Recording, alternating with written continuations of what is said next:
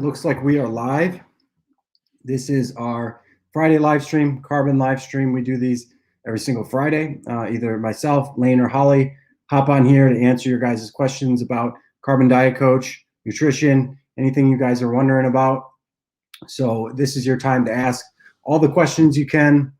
Hope everybody's having a great Friday. We're getting some people in here now. Let's see.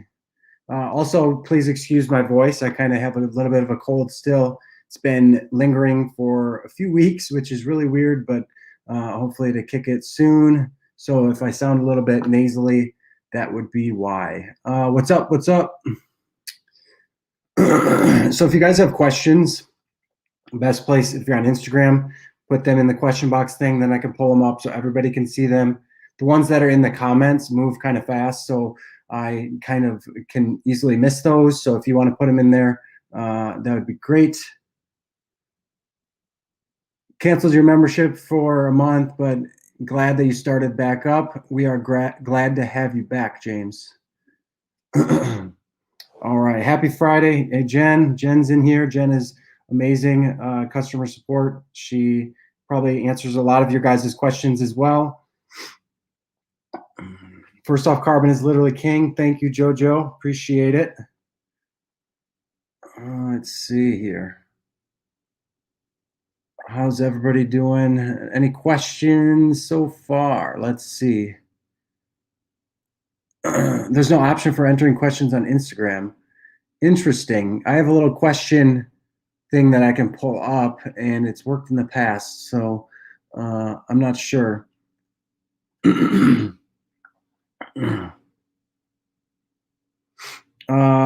Secondly, I know Holly used Carbon the whole way through her prep. Do you know if she will make a video on that and how she used it? I'm not sure if she's going to make a full video on it. I'm sure throughout her prep she documented it using Carbon, but I don't know if she's going to do like a whole video on it showing how she used the app. But as you can see, it's quite successful at getting people lean, so it can definitely be used for that. So Sean is not meeting his macros exactly. Is it okay to average them throughout the week? Yeah, absolutely, with the caveat that you are getting enough protein. So that's the getting enough protein daily. So that's the only caveat. Carbs and fats can kind of be shifted however you like throughout the week, as long as you hit your overall average calorie requirements for the week. So what the coach gives you in terms of carbs and fats, you want to hit those on average throughout the week, and you can have high, low days, whatever you feel like. You can use the calorie planner to adjust that. So on the planner, if you adjust a day up, it's going to adjust the other days down to keep that on track. With protein, it's really important to keep that consistent daily, just because it's going to help you retain muscle if you are losing weight. So you're going to be losing more body fat if you have an adequate protein amount every day. If you want to maximize your muscle mass, that's the best way to do it. But calories are king. So like you may not notice a huge difference if you have slightly lower protein on one day and then you eat a little bit higher the other day. I just wouldn't go crazy extreme with it. And I personally really like keeping it steady every day, but it's up to you. But yeah, average calories are what's most important. So I haven't signed up yet. Does the app automatically suggest when to reverse, cut, maintain, etc., based on goals and progress? So the app will recommend reverse dieting if your maintenance calories drop to a certain level. So it will tell you, hey, it appears you have a slow metabolism and can benefit from reverse dieting, but it's not going to like auto switch the goals. That's kind of up to you how you want to take your long-term progress. What Carbon does is, you set a goal, it will help you reach that goal on a weekly basis, and then you would switch the goal when you're happy. But yeah, it does recommend reverse dieting when your metabolism's lower. And then also it does it does tell you when your metabolism appears to be in a good place. So like if you're reverse dieting for a little while, it'll tell you when it thinks your metabolism is in a pretty good place, and then you could maintain or go to fat loss or whatever you prefer. But it doesn't like switch between those goals for you, if that makes sense. All right, got some questions in the box here. All right, Jojo, catch you later. Let's see. Here's a good one. How often should you break up a deficit with maintenance, or can you run the deficit until you hit your goal? You could do either approach. Honestly, it all depends on how much weight you have to lose and how lean you are. So the more weight you have to lose, likely you're going to be able to just run a straight deficit for a while before you start feeling those dieting effects, just because you have a lot of built up calories in your body fat stores. So you aren't going to feel that dieting effect nearly as soon as somebody that's leaner. And so you can run a straight deficit till you reach your goal, and then you can switch your goal. Or if you're the type of person that is okay with taking longer time to get to your goal, but would like to have those maintenance breaks in there, you can certainly do that too. But if you're leaner, you might want to do shorter deficits with maybe some maintenance in between. Or if you have more weight to lose, you could probably do a straight deficit for longer.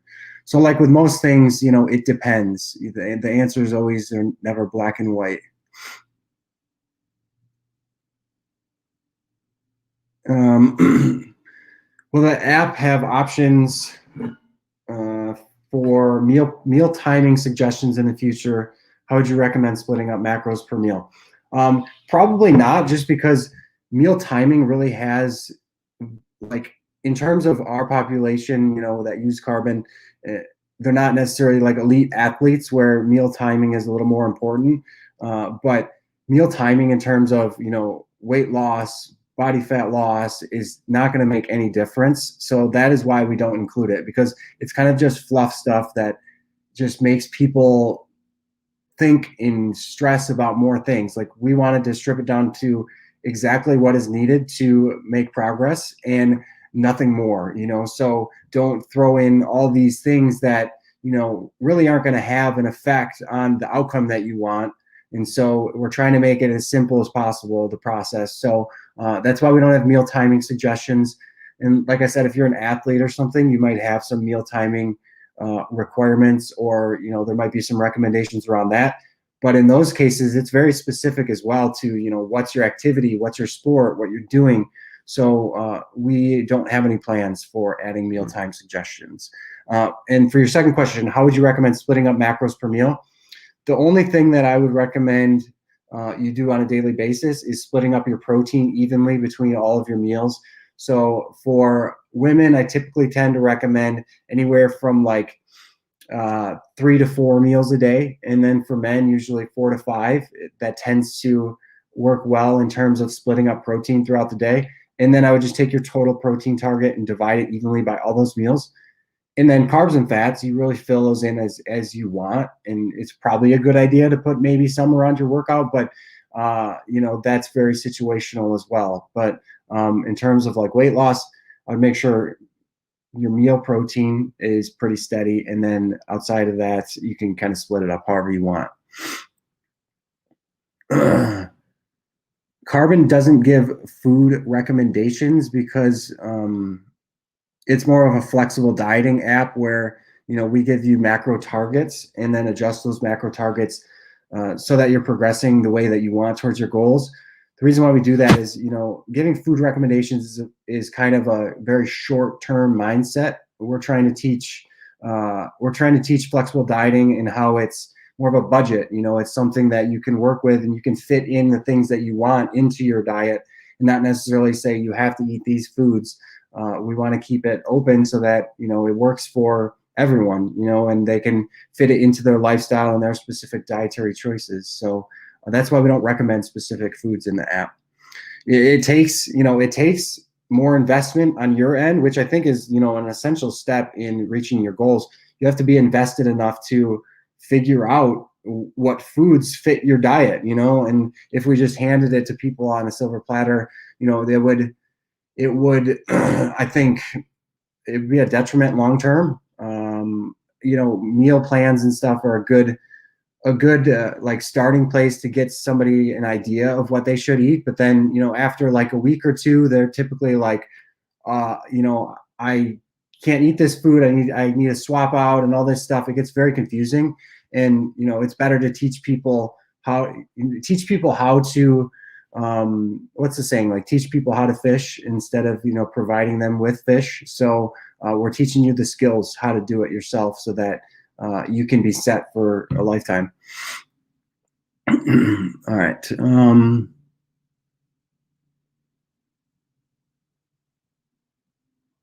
I keep getting sleeplessness, even on the lowest possible weight loss setting of 0.3 kilograms per week. Not sure what the question is, but maybe there's something else in your lifestyle that is causing you to not be able to sleep. Like caffeine can be a huge one. If you're having caffeine too late in the day, that can cause a lot of sleep problems, sleep disturbances. So I would look at other things you're doing. If you're on the slowest weight loss setting, you know, it's probably not that's causing your sleeplessness. All right. Got one on YouTube here.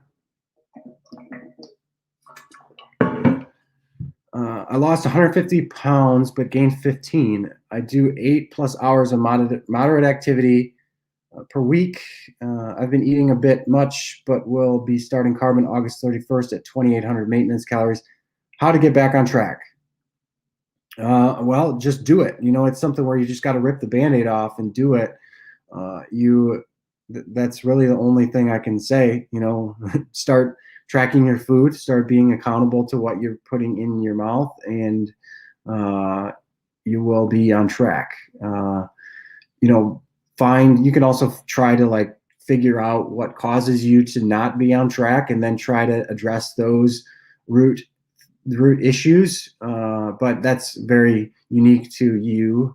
So I don't necessarily know what is causing you to be not on track. But congratulations on the 135 pound weight loss. That is amazing feat. Right.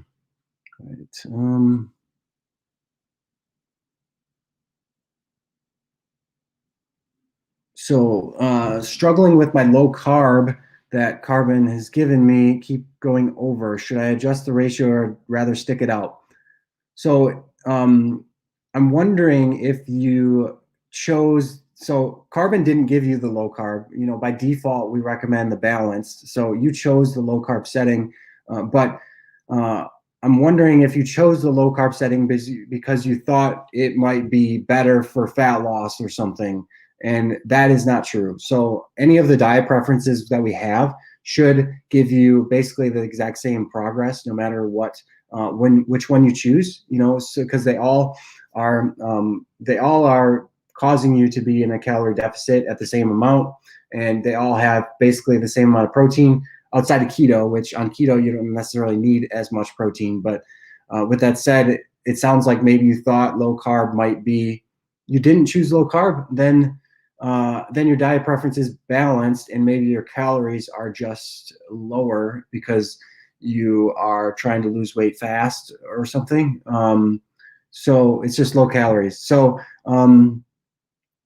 yeah, if you keep going over and you're also going over your calories, you know, the only thing you can really do is try to reverse diet and work on building your metabolism. Or if you're noticing you're just going over on the carbs, you can always change that in the diet preference. So are you going over on your calories, or are you going over just on carbs based on the foods that you typically eat?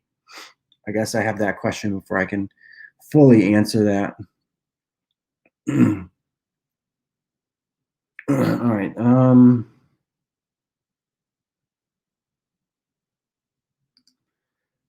Oh, I know it's weird because after losing all the weight, I've just been hungrier, but I definitely give carb a shot. Yeah, if you lose a lot of weight pretty quickly, you might notice that, you know, you're a little bit more hungry at your leaner level, but over time that's going to change. You know, your body's going to get used to your new state, so it's going to find a new like settling point where it likes to be. So if you just like lost all that weight, you might be a little bit more hungry, but if you do carb, I would recommend reverse dieting, because that's quite a bit of weight loss, and your metabolism probably slowed down in the process. So with reverse dieting, you can help build that back up to more normal levels, and then you shouldn't be as hungry, and then you can kind of reevaluate what you want to do after you've brought your metabolism back to more normal levels. So just on carbs, based on that conversation I was just having, so if it's just carbs, I would recommend adjusting the diet preference. That's what it's for, those sliders. So they're to match up with your typical way of eating. That's what a diet preference is. So if you like more higher carb foods, you're going to want to go in there and adjust that slider to be more carb heavy versus fat. So I would definitely recommend doing that, and then see how you're doing. Glad to hear, though, that you're not like going over calories. It's just your ratio of carbs and fats, which is not an issue at all.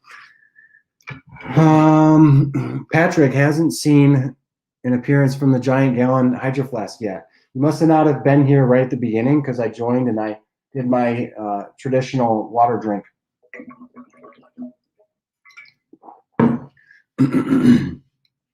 All right. You are welcome.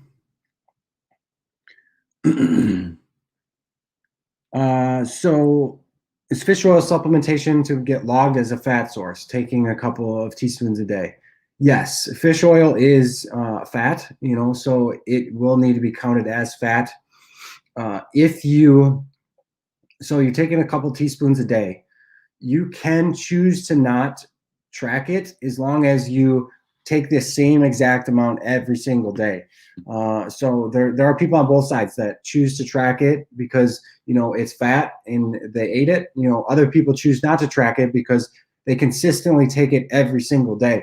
If you choose not to track it, you are going to be underreporting your fat, but it will not matter because the coach is making changes based on what's happening and the relative differences of things. So it isn't going to matter if you are under accounting fat, as long as you're under accounting fat every single day by the exact same amount. So hopefully that makes sense. Sometimes I usually track everything because sometimes I forget to take it, but it's up to you.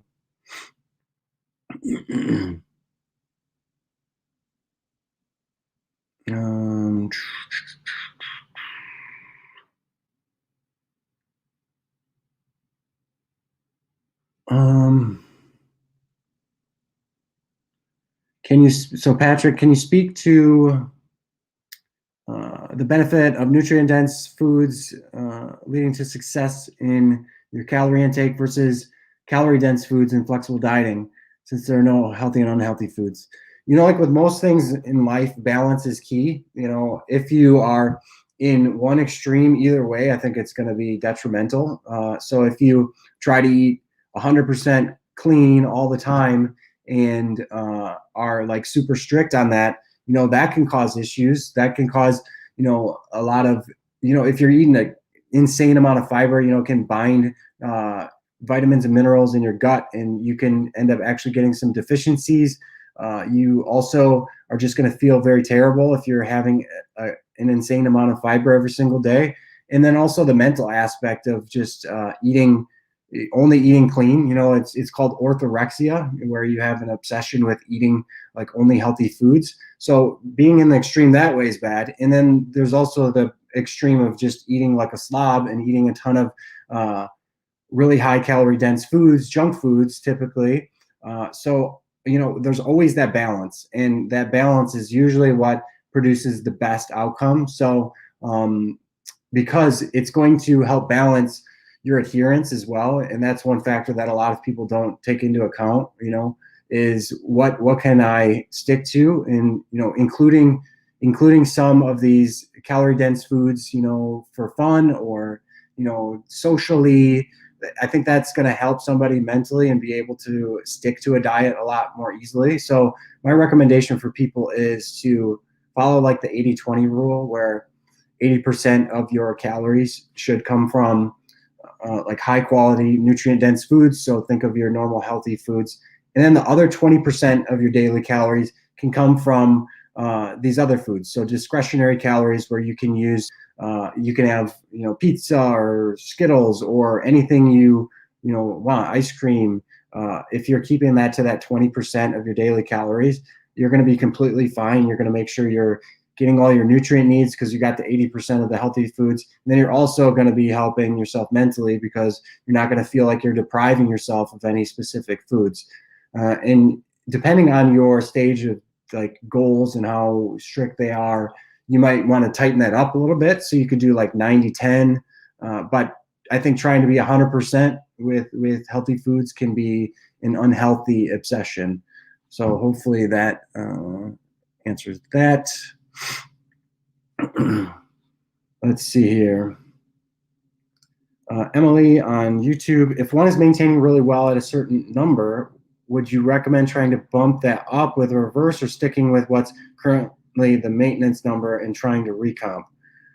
So Emily, if you are happy with your current maintenance calories, there's no need to reverse diet. You can just maintain if you want. The second part of your question, asking about a recomp, trying to recomp is usually the biggest mistake that people make in reaching their goals. And that's because recomping is actually very difficult to do if you are not a beginner, if you're not new to weight training, if you are not used to eating like a very low protein diet and then go to a higher protein diet. In those scenarios, you might be able to recomp a little bit, but recomping is a very short-term thing. And outside of those kind of more specific scenarios, you're going to just end up spinning your wheels, which I see happen all the time. People are like, I want to just recomp, and I'll eat at maintenance. And then they end up looking the same year after year after year after year. So what you have to do is you have to have distinct phases where you focus on a goal where, okay, right now I want to focus on losing as much body fat as possible. And then you would have another phase where you're focusing on maybe building as much muscle as possible. You need to kind of alternate these phases to optimize the process. And so that's why I typically don't recommend people recomping. It's just usually a big mistake. And but if you are a person that can recomp, the maintenance setting on carbon would be the appropriate one because it keeps your weight the same.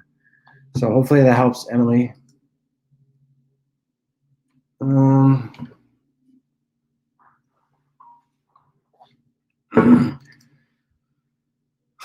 So we got another one on YouTube. Joss, is it 10 pounds weight gain enough to see body composition changes before I switch to maintenance, then fat loss? Resistance train 5 times a week. So it all depends on, is your resistance training optimal and is it building muscle? That's the factor that I can't really answer for you. But if it is, 10 pounds of weight gain, you're going to notice a big difference. You're going to be definitely putting on body fat, but you should, if you are in the position to build muscle, gaining 10 pounds, you should put on some muscle for sure. So I think that's fine. You don't want to go like too extreme with gaining, to try to build muscle. You don't have to be in a huge surplus and gain a ton of weight to build muscle. But you also don't want to stick at just maintenance and not gain any weight usually, unless you are a person that can recomp, is what we were just talking about.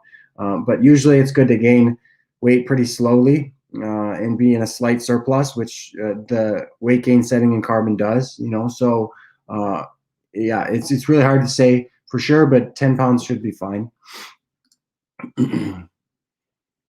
Let's see. What does the app do if you go over your target calorie goal but still lose weight? So the app asks you if you're compliant to your macro targets when you check in, and if you say no, it does nothing, because as a coach, we try to preach consistency and getting clients to be able to follow a plan, set a plan, follow it all the way through, and then see how it goes, and then you adjust. So if somebody is not able to be consistent and hit certain macro targets, as a coach, that's my priority, is getting them to be able to do it. So the coach is not going to make any adjustments no matter what happens to your weight, just because you didn't eat what it recommended. And so that's why it doesn't do it. So yeah.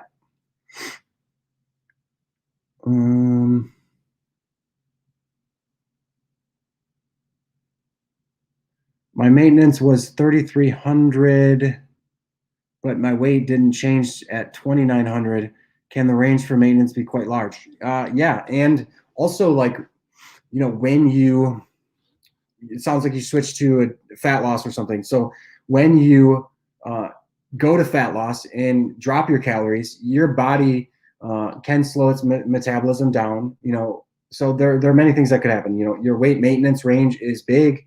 When you dropped into a deficit, your metabolism slowed down a little bit, or your lifestyle changed. You may just indirectly be less active, which usually happens when you go in a deficit.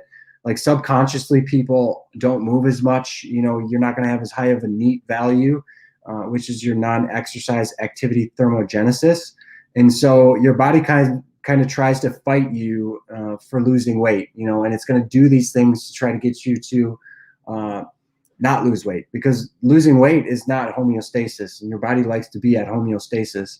So that could be what's happening. So I would recommend monitoring your steps, your step count, and looking at, has that changed since you were at maintenance versus now in a deficit? Like, is that a different value? If your steps drastically changed, that's also going to drop your maintenance calories, which would also drop where you need to eat to lose weight. So that could be one thing to look at. And yeah, also just evaluate your lifestyle. Like, has anything significantly changed since you were eating at 3,300 and went to 2,900? Usually a 400 calorie deficit is from your maintenance is enough to see weight loss right off the bat. So I'm not quite sure what's happening, but yeah, I would check those out.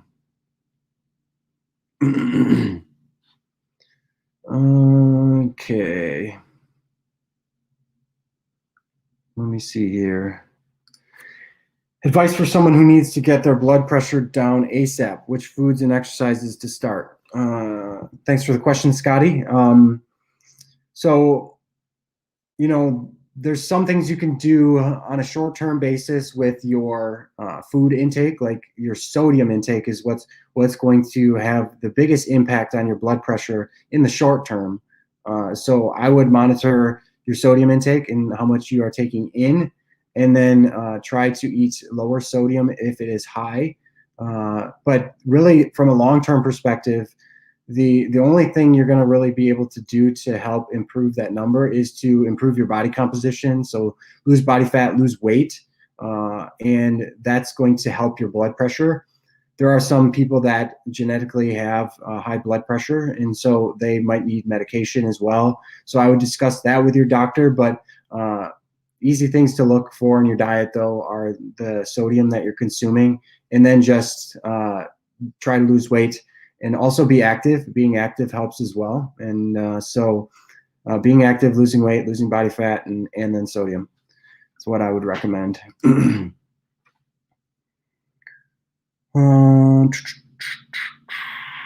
How much weight do you gain while taking creatine? Depends. So, it depends where your initial muscle creatine stores are at before you started taking the supplements. So that will have a big impact on how much more weight you would gain with supplementation, and like how much muscle mass you have also really affects it as well.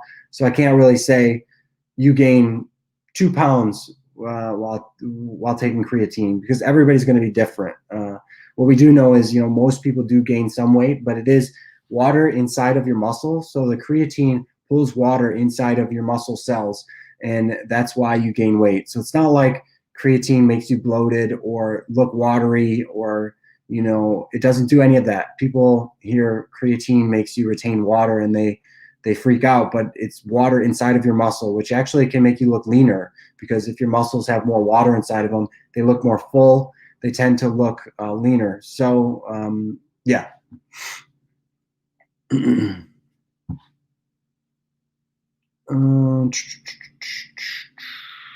How long does weight have to stall before it's a plateau and time to adjust calories? Would a diet break help here at approximately 15% body fat and currently on 3,200 calories, or do you cut further? I would say it's very typical for weight to stay the same, for, a week, maybe 2 weeks. But, if you notice after like 3 weeks, there's really no change, then you're at a plateau at that point. And so the question of would a diet break help? It could, it could help you. It just depends. Everybody's a little bit different in response to diet breaks differently. So you could experiment with it for sure. But 15% body fat, 3,200 calories.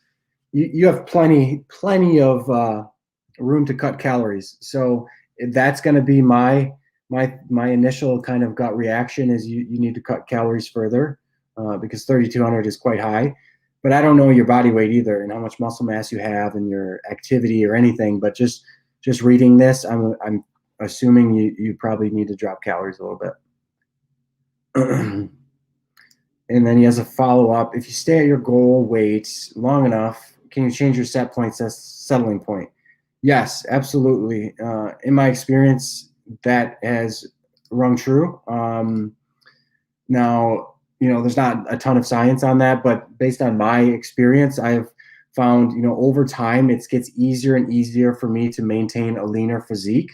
And that's just through, many years of doing this and doing many cycles of, dieting, reverse dieting, trying to take care of my metabolism over time. And over time, my set point and settling point has gone lower. I used to be 200 plus pounds, and that was more my set point. And now I'm like 180, 85, somewhere there, and that's more my set point right now. So it can change certainly over time. To clarify an earlier question, currently 0.5 pounds a week gain on carbon, resistance training, focusing hypertrophy. Yeah, that sounds pretty reasonable to do. So I would ride it out, gain that weight that you were thinking, and then kind of evaluate how you are at that point. A good indicator that you're making muscle gain progress is like how your performance is in the gym with your exercises. Like, are you adding weight? Are you adding weight over time and getting stronger? That's a good indicator that you're making progress. So I would always push to lift more weights, be stronger in those rep ranges, and that should help give your body the signal that it needs to add muscle mass. All right. How do you set up a reverse diet? Do you start at maintenance? Well, I allow Carb and Diet Coach to do that for me. And so all I do is switch my goal to reverse diet, and it sets up my maintenance for me. But to answer your question, it starts at your current estimated maintenance. So where you are able to maintain your current weight, and that's going to be different for everybody. And so it starts you there, and then it builds you up from there, because a lot of people get really confused and think that they like a reverse diet is to start you, like to reverse you out of the deficit slowly, which, staying in a deficit is usually not a good idea. Once you've reached your goal that you wanted to reach with your fat loss phase, like you want to get out of a deficit so that you feel more normal again. And so going to your estimated maintenance is the logical next step. And sometimes your estimated maintenance is actually not very high. Like people think their pre-diet maintenance is where their maintenance is at once they finish dieting, which is not true at all. It's usually their maintenance is usually lower, a lot lower than their pre-diet maintenance. And that's why Carbon starts you out at your estimated maintenance and then builds you up from there. With hopefully you'll be able to build up to where you were before in terms of maintenance and maybe even surpass it. It just depends on how your body responds.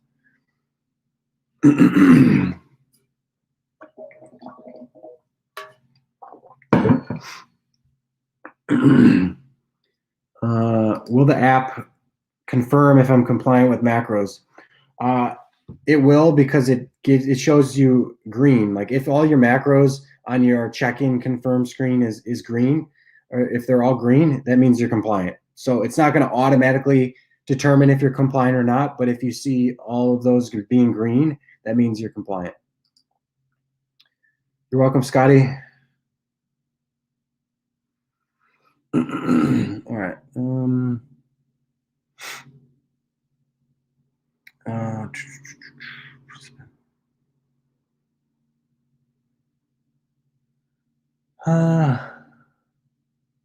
How do you enter that you're on your period as a female on the app? Good question. You do that when you check in. So it's going to ask you if you're close to your period, and if you have your period, that would mean yes, you are pretty close to it. So it will ask you that question when you check in, and then you just say yes or no, and then move on. There's nothing else special that you need to do in the app.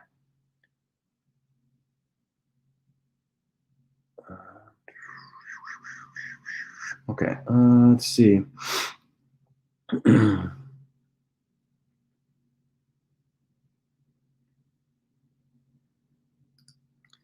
How can I track or log food if out of the U.S.? Just was about to start, but found this message about foods not available if not in U.S., Canada, Australia. Please guide. So our food database is for United States, Canada, Australia, and the UK. So if you are not in one of those regions, you are not going to have branded food items in your database. And so it will still have, your common foods that typically don't have a nutrition label. Those are going to be still in there. So you're going to be able to find those.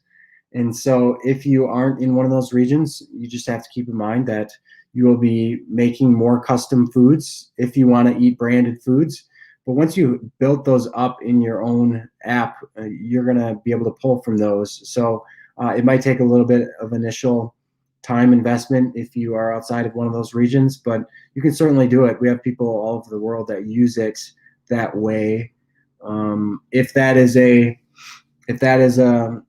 deal breaker, then maybe carbon isn't for you right now. And once we expand into different regions, then maybe it'll work for you. But also keep in mind, like, the app is a nutrition coach. And so the food tracker is really more included for your convenience. It's not necessarily like MyFitnessPal. That's not our whole business. We include it for your convenience, but Carbon is really more of a coach and that adjusts your macros every week. So you can use any food tracker that you want and just enter the macros that Carbon gives you into that, and then check in with Carbon. So you don't have to use Carbon to track your food.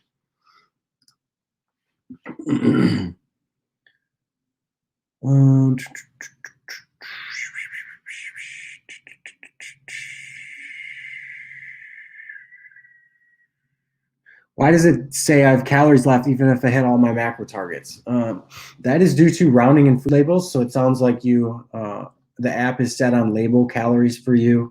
Even if you look at any food label, if you do the math and look at, okay, how much protein, how many carbs, how much fat does it have, and multiply it by 4, or 9, you're going to notice that all the food labels don't even match up, So that is why you could eat your macro targets, but then your calories are, they say they're wrong. If you hit your macro targets, by default, you are going to be eating the right amount of calories. It's just that rounding and food label issues that cause that issue. And so one feature we have in Carbon is to switch on macro calories in your diet or in your settings under display preferences. You can change to macro calories. And what it will do is it will disregard the calories on the food label, and it'll calculate calories based on the macros that you eat. So then you would be able to zero everything out to say, and so if you were to hit your macro targets, the calories would be right on as well. So maybe consider switching that to macro calories. And one thing you have to really keep in mind with doing macro calories is it's not going to match the food label anymore. So don't freak out that the calories are different than what the food label is. And then also alcohol is another big thing. Since alcohol is not listed on food labels, it is going to not count alcohol correctly if you are tracking alcohol with macro calories. And so the way that you need to track alcohol is to account for that in your carbs and fats. So you would have to create like a separate food.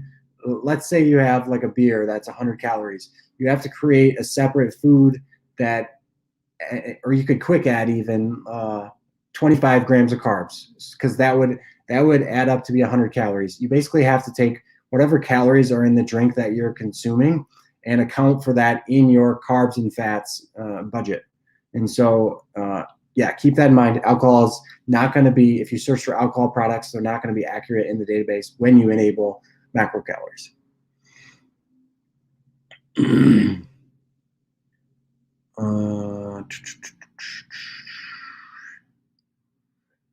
Should I put my weight in every day, or should I fill it with my average week on the check-in? Don't do the second one. Do the first one for sure.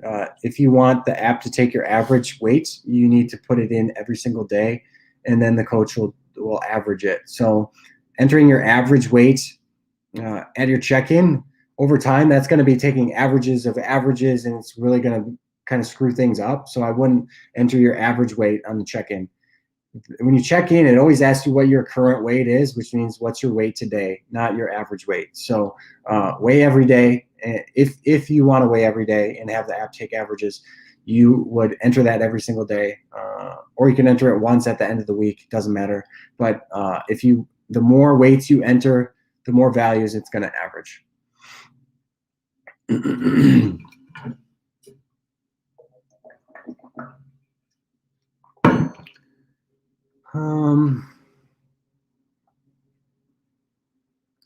Is there a buffer zone with what's considered to be compliant when logging macros? Yes, absolutely. It's plus or minus 2.5% of your macro target. So, plus or minus 2.5% from the target. So a total of 5% deviation is what it allows.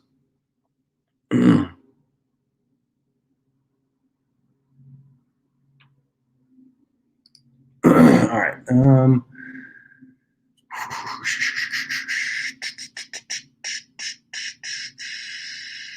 Does reverse diet mode start out with a big jump towards maintenance, or does it begin with incremental change?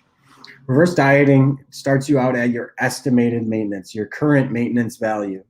And so if you are the jump that it makes all depends on where your current macros are at and where your estimated maintenance is at. So if you are in a large deficit and you're not losing any weight, your maintenance is going to be quite low, and then that jump is going to be a lot smaller. Or if your maintenance is high, the jump is going to be a lot bigger. So it all depends on that. And like I was mentioning earlier, your pre-diet maintenance is going to be a lot different than your post-diet maintenance. And so after a diet, the app is using that post-diet maintenance value, and then it's bringing your calories to that level, and then it's building up from there with the incremental changes.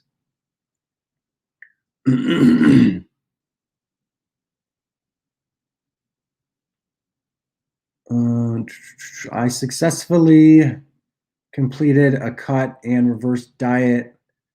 I'd like to go for another round of cut and reverse diet, but not sure how long I should stay in my new maintenance phase before I start the cut. You don't necessarily have to even stay in the maintenance phase, if you are going to do another cycle of it. So you could go right to the cut. The only thing is like the benefit of stopping at maintenance in between like a reverse and a cut is to allow your weight to really stabilize. And so at the end of a reverse, your weight can be pretty volatile and jump quite a bit. So like allowing your weight to completely stabilize before you make any significant changes is usually a good idea, but you don't have to. It's not going to really do much difference as long as the numbers that it's giving you are accurate. So you can do a maintenance phase, but you also don't have to. That's more of a preference thing. The app recommends a maintenance phase just because it'll be the scenario where there'll be less jumping around, because if you go from the end of a reverse diet and your weight's kind of jumping around all over the place, the app doesn't have as much of a good idea of where your true maintenance is at to come up with your fat loss calories. So that's kind of why it recommends doing maintenance. Allow things to stabilize.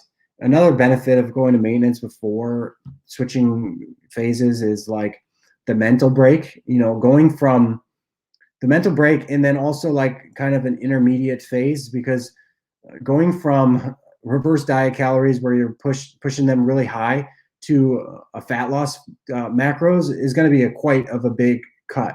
That's going to be a huge cut overnight in terms of what you're allowed to eat. And so that big change can be really hard for people. So that's another reason why maybe going to maintenance, taking that small, you're going to probably get a small drop in calories before you go to fat loss calories. So hopefully that helps.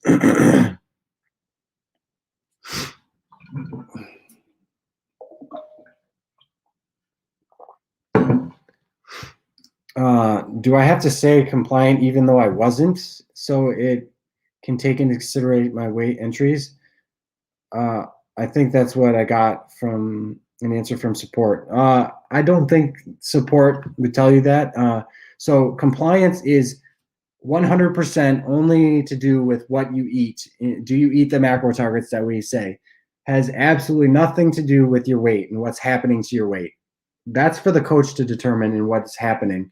And so if you don't eat the macro targets that the coach recommends, you are not compliant, period. And you should never mark compliant if you are not compliant. Because if you do start marking compliant when you're not compliant and then the coach adjusts you, you're basically out of sync with the coach. You're lying to the coach saying that you're eating a certain amount when you're actually not. So then the adjustments, although the like relative adjustment is going to be probably okay, you're out of sync. You're not eating what the coach is recommending. So don't worry about what is happening to your weight entries, and that should have no impact on answering the question of compliant or not.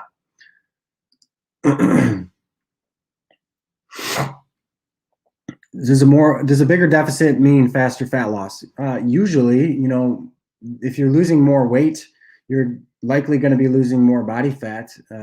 Losing weight too fast, though, you tend to kind of shift the ratio of muscle loss and body fat loss more to muscle loss. And so there's kind of like a sweet spot. You don't want to go too fast with weight loss because then you're going to be losing more muscle.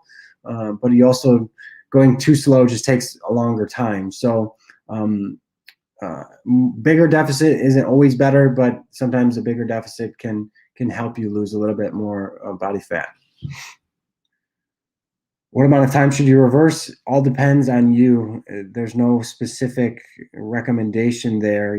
Where's your current metabolism at? How high are you able to push it? There's so many things that go into account here. And so I can't really give you a specific amount of time.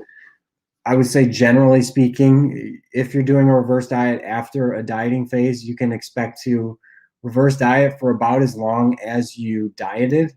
That's usually a decent rule of thumb of how long you should reverse diet, but everybody's different. And so if you're using carbon, though, it will recommend a reverse diet when you're in fat loss, when your maintenance reaches a certain level. And also it'll recommend, or it'll say that your metabolism's in a good place when you're reverse dieting if your maintenance value does go up to a good place. So it will recommend those things, but the amount of time, different for everybody.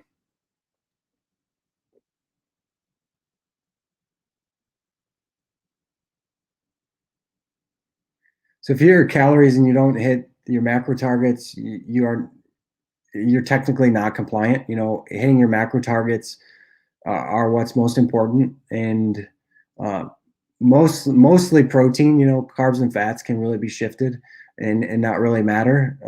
So yeah, if you're hitting calories, I think that's awesome. That's a good first step. That's like, that's like your priority number one is making sure you're doing that. But then, I think you need to take it up a notch and aim to hit your macro targets. And once you're able to hit those macro targets from the coach, then I would recommend marking compliant and not compliant, depending on if you're able to.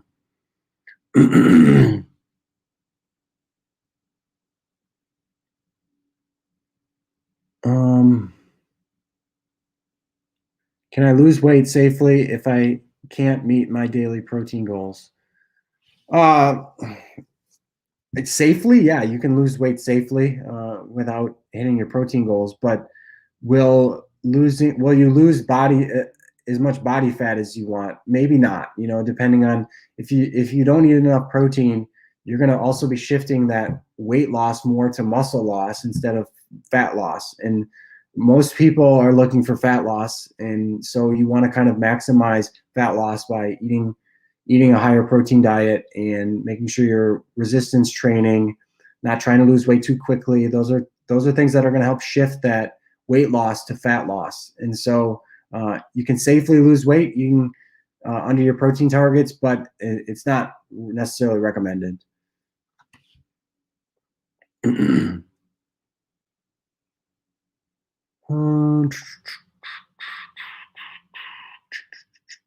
So I got a few more minutes here. Let's see. How will the app know if I do more cardio than usual? Like, say I want to eat a little more, so I want to do more cardio. Is that possible in the app? This is kind of a common question. And so the app doesn't need to know that because we know what you're eating and what's happening to your weight. And so if you do more cardio, that's going to affect your weight, and we know what you're eating, so then we can adjust what you're eating. So if you do more cardio, the app is going to sense that indirectly because it's changing your weight. And so then it's going to increase your calories. If you add in cardio, the coach is going to increase your calories because your energy expenditure is higher. It picks that up by the weight changes that it sees.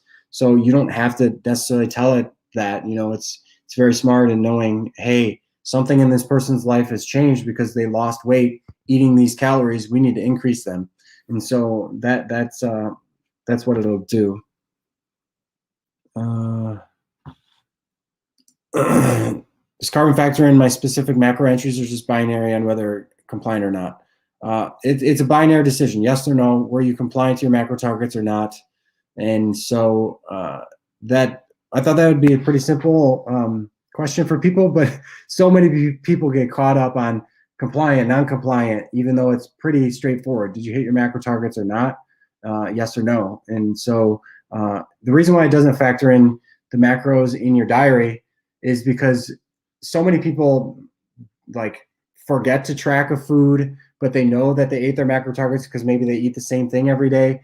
Not everybody uses Carbon as a food tracker as well. So there's way too many chances for users to screw things up if we pull information from their diary without either confirming it or whatnot. So there's just way too much chance for users to screw things up if we look at specific diary entries while adjusting macros for the coach. So in order to adjust macros for the coach, we need to know, did you hit what we recommended? Yes or no. If you didn't, then the coach isn't going to make any changes, because as a coach, you want clients to be consistent, to be able to hit certain targets. So once you are able to hit those targets, then the coach is going to start adjusting, because then it knows what's your intake, what's happening to your weight. Then it can adjust that intake part to get the desired outcome of the weight part. You're welcome. All right, let's see.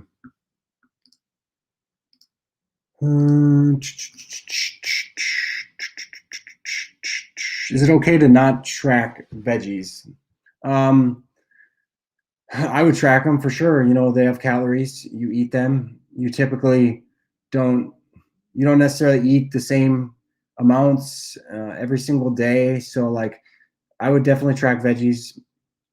You get into trouble when you start having all these rules of, I track this, I don't track that.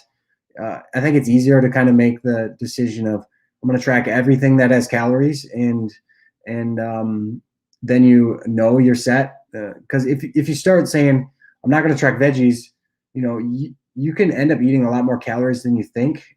So track everything that has calories so that you are 100% sure that you are on track with your macros.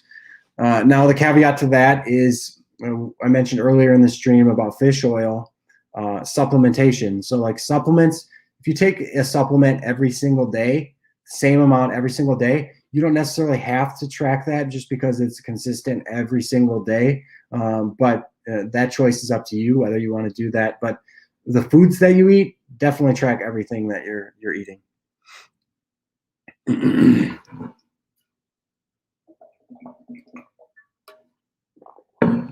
All right, got time for maybe one or two more questions here. Let's see. Looking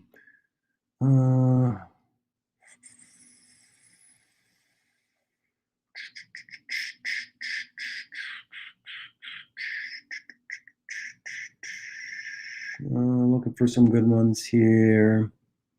By the way, also, we do these live streams every single Friday. So next week, I believe, is Lane's day, and then Holly's the week after, and then I go again. So we're on like a rotating 3-week schedule. So every Friday we jump on here, answer your guys' questions about the app.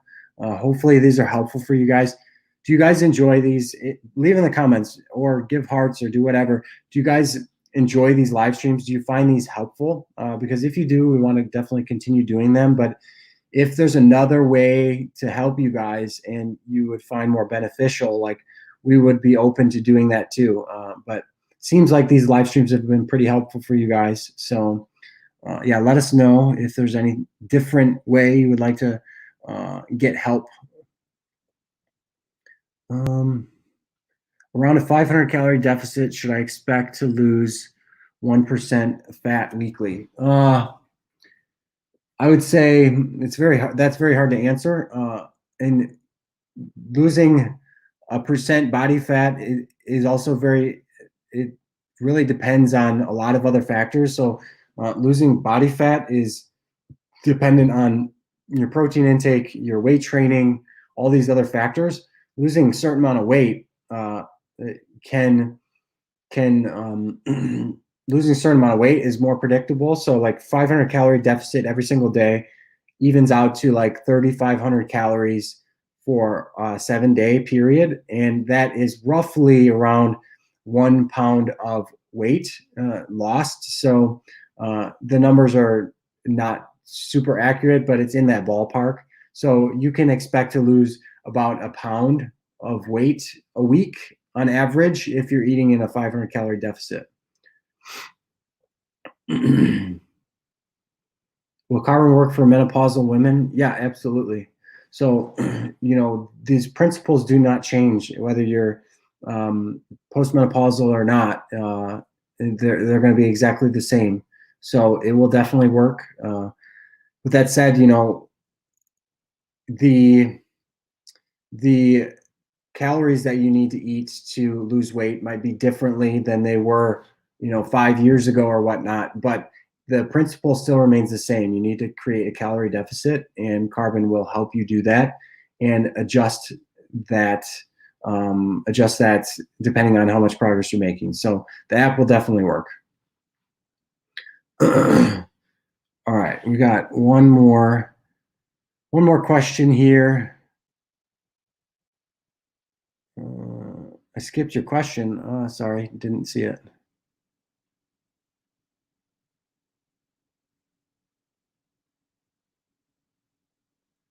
All right.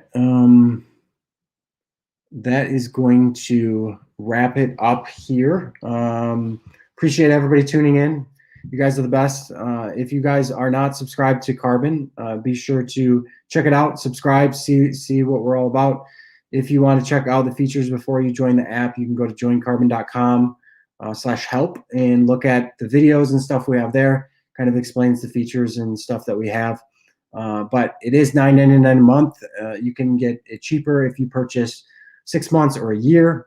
But we get a lot of great reviews. People say it's really worth the money, and some people are paying 10 times as much, 10, 20 times as much with a nutrition coach. So if you want a cheap, affordable macro coaching, Carb and Diet Coach can do that for you.